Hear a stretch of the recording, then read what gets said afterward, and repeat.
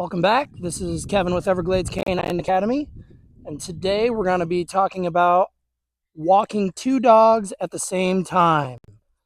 All right. So today I have Fudge and Sunday, and I'm not going to be using any treats or anything like that. You can see how they're pulling me really hard, right? How do we walk two dogs at the same time? Like I got one going one way, one going the other way. All right, today we're going to kind of discuss only through using leash pressure. Look, they're pulling me. All right, we're going to let them go to the bathroom. Fudge is going to the bathroom. But we're walking one dog, two dogs, three dogs. The main thing when it comes to pulling, which is the main issue, reactivity aside, we're not going to get into reactivity because there's no other dogs or humans for them to react to, but see Sunday really pulling in. What I've seen most people do that's a mistake is the dogs are pulling them and they just keep walking as the dog is pulling. Okay? That is mistake number one.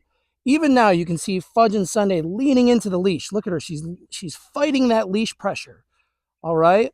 So when you're walking your dog, look at her. She's fighting the leash pressure. She wants to go one way. If I just let her go, there she goes. Now we're reinforcing the fact that she's pulling. Look how hard she's digging in.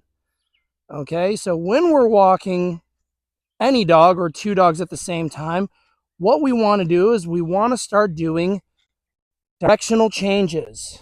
Okay, it's that easy. Just start doing directional changes. Whoop. Also, I'm going to hold my leash low. I'm not going to hold it up towards my chest. It's going to be a little bit below my waist.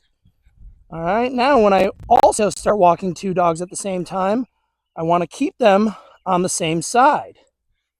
Okay, so I'm going to work on keeping these dogs on the same side. I like my left side. There we go, a little self-correction right there. Good. And what I'm going to do, I'm going to reward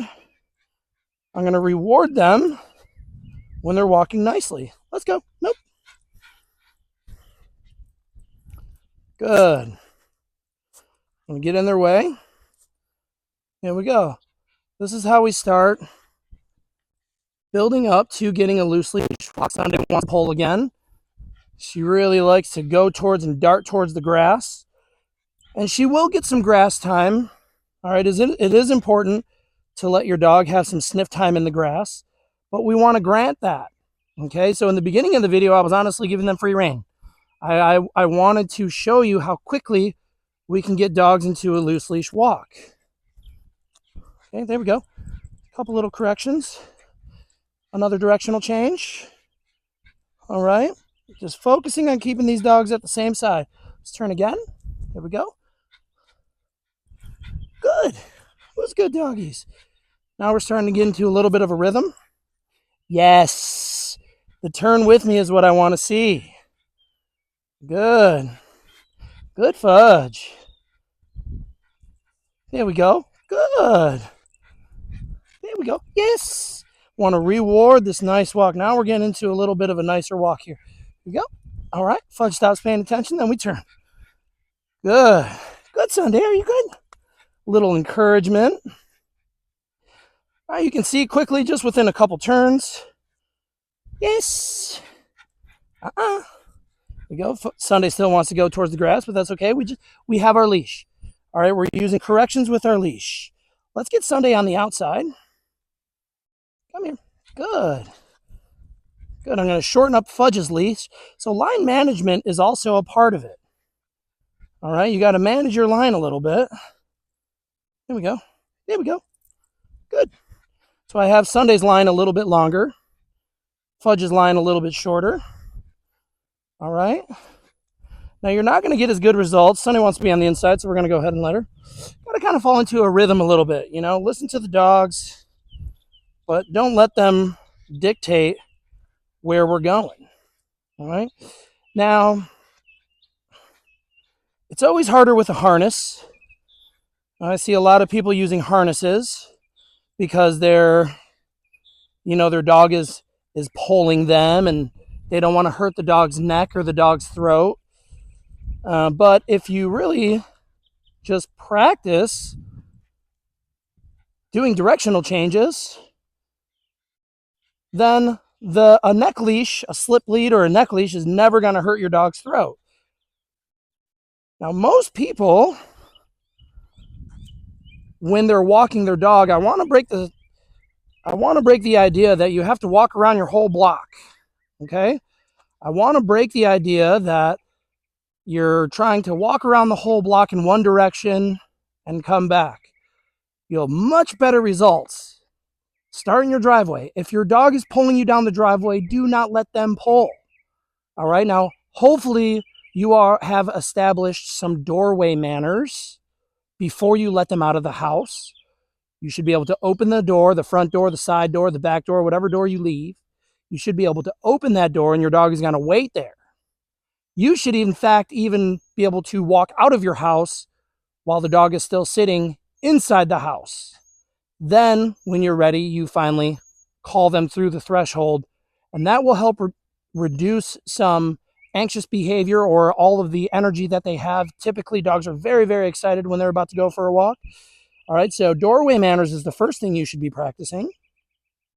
And then after that, if they're pulling you, you should just do directional changes, whether that's up and down your driveway until you get to the street, into the street, back and forth, until your dogs can really walk nicely with you. Once the dogs are walking nicely, then I'm going to walk in a straight path.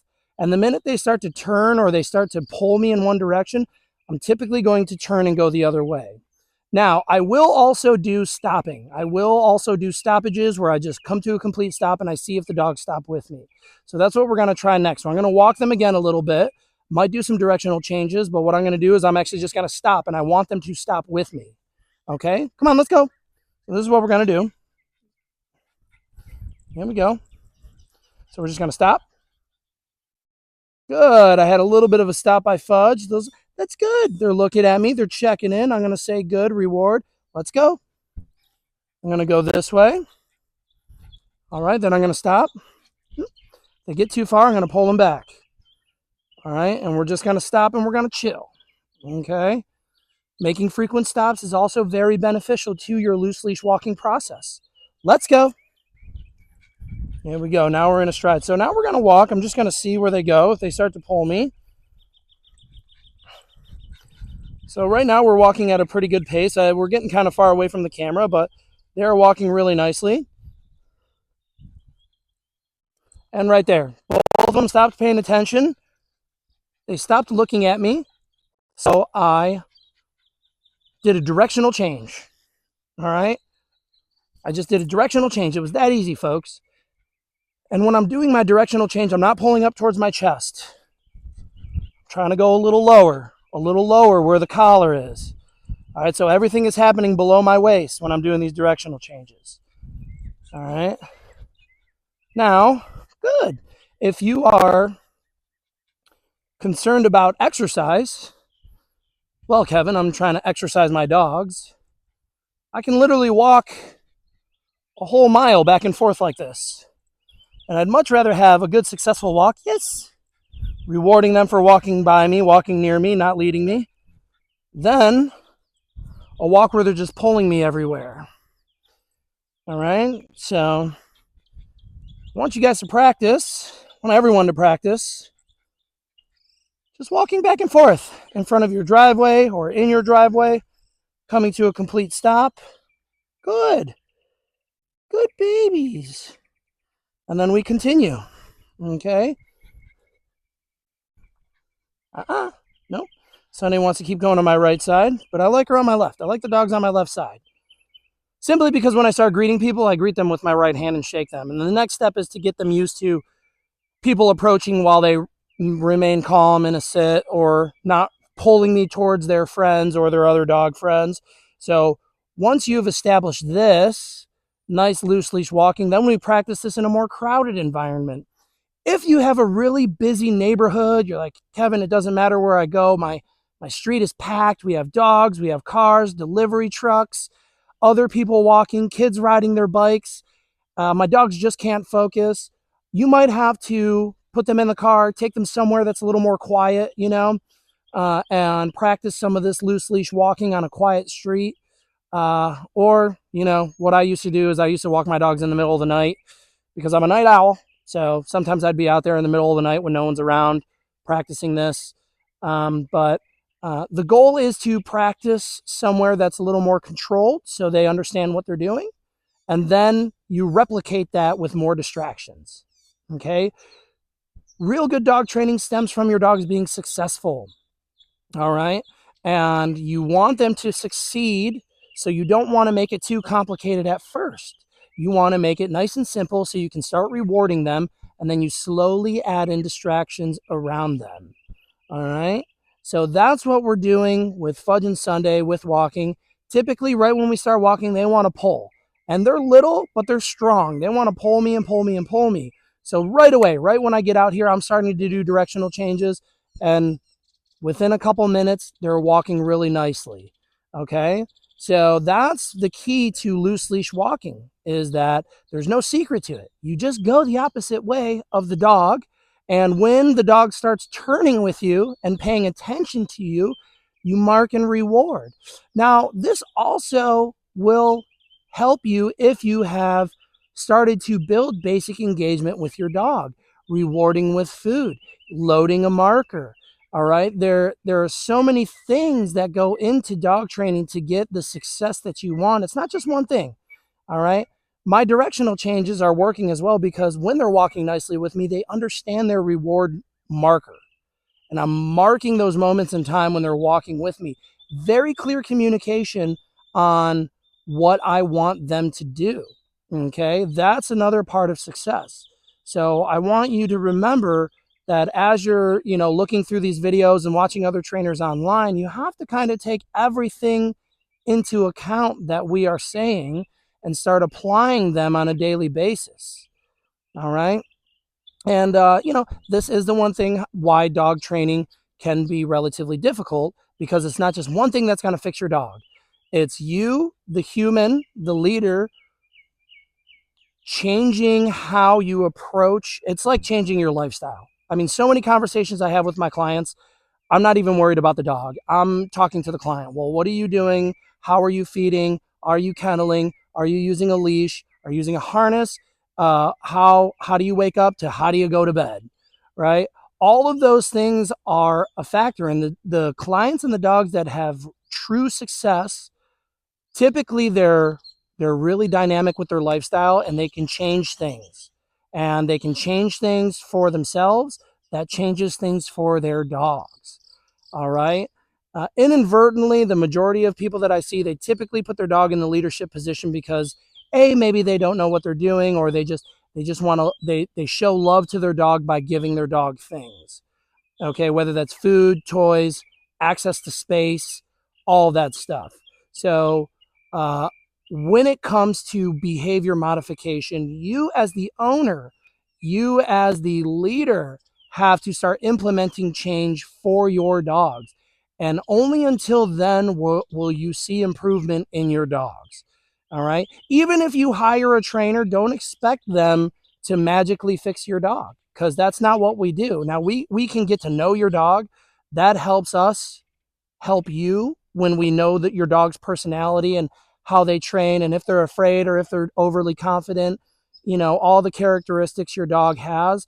But ultimately, we need to get to know you. So be truthful with your trainer. Tell your trainer, and it's okay if you make mistakes. And it's okay if you're like, well, that's something that I might not be able to devote my time to. All right. We will still be there to help give you suggestions. And for my trainers out there, if you're a trainer, please don't approach your clients with fire and brimstone tactics, and don't put guilt on them, and don't act like you know everything in the world, and don't apply pressure to your clients when you know their lifestyle is extremely busy. Every client that I work with, I root out what they are doing well. All right. Every dog owner is doing something right. They could be doing a million things wrong, but usually they're doing something right. And us as trainers need to pinpoint that and build off of that success. We need to empower our clients to be better dog owners, and that doesn't happen overnight. All right. So when it comes to training your dog, owners, have patience, Find some if you're really struggling. Now, I'm not even getting into aggression, major reactivity. All right. When it comes to those types of things, like if you have a truly aggressive dog and you really want to make it work, which I hope you do, I hate seeing dogs get put away or abandoned because owners don't know how to keep up with them. But if you are working with true aggression, some of these things you need to take a little more seriously from your trainer.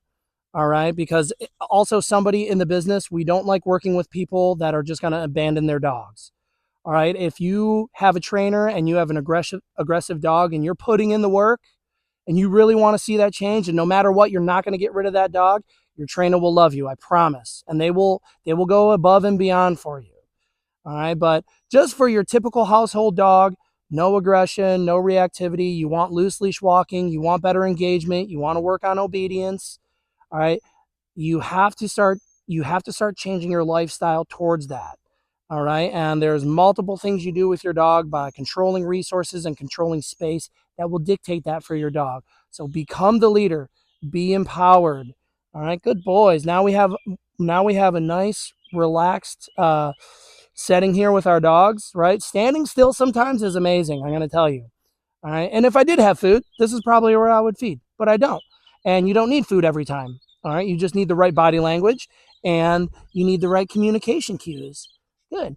All right. With that said, you guys, we will see you on the next video. Be empowered. Keep practicing. Do your directional changes when you're loose leash walking. Take your dog out and expose them to different elements in the world. And happy training to all. Remember that. Happy training. Be happy. Owning a dog is a great thing. Their lives aren't too short, or their lives are short, and love every day that you're with them. All right. We'll see you guys on the next video. Let's go.